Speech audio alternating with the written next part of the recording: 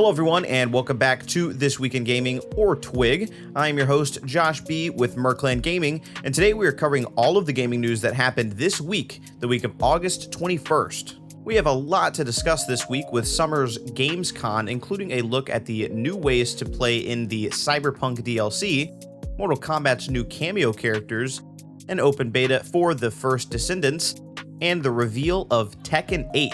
Let's jump into it.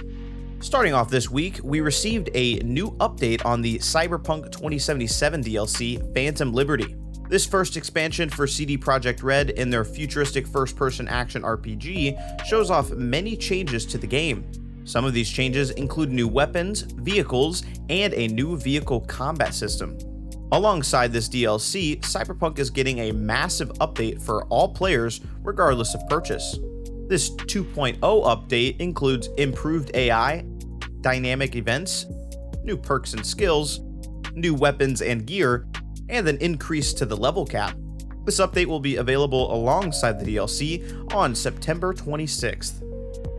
Mortal Kombat 1 is continuing its additions of new characters after it revealed this week the introduction of two new cameo characters. The first of these being Centaur Motaro. This half-man, half-horse made his first debut appearance in Mortal Kombat 3 and appeared throughout other games in the series as a cameo character or a sub-boss.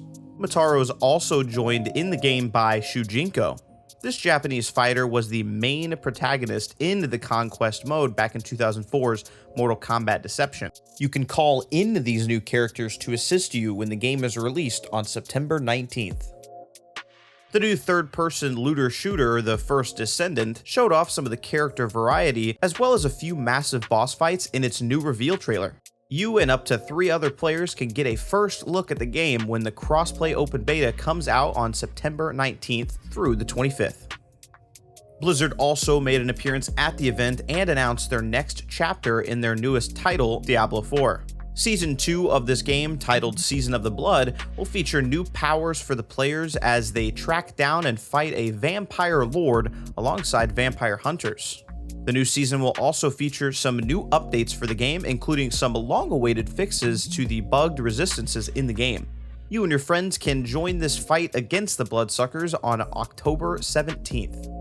Tripwire Interactive announced another game in their first-person survival horror shooter series, Killing Floor 3.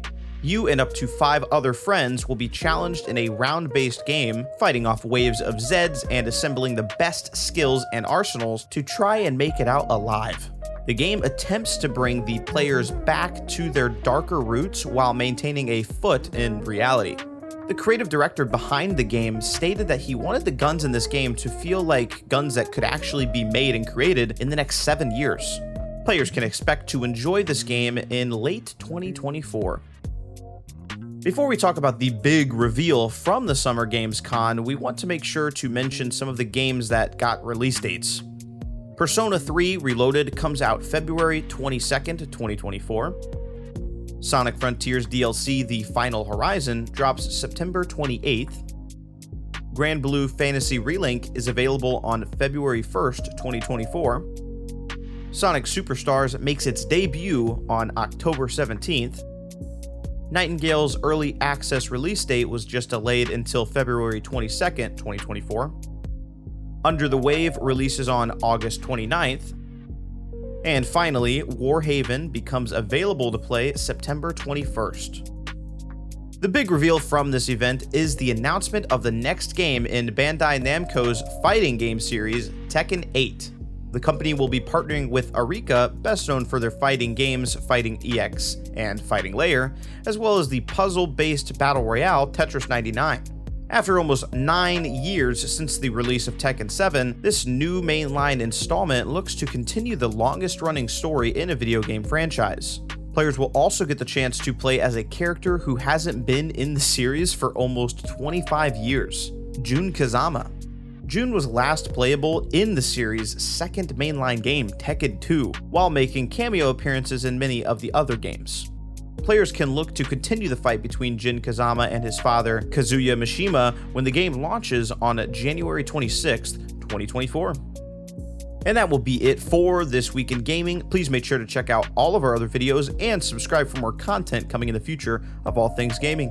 This has been Josh B. from Gaming, and I will see you next week for another episode of This Week in Gaming.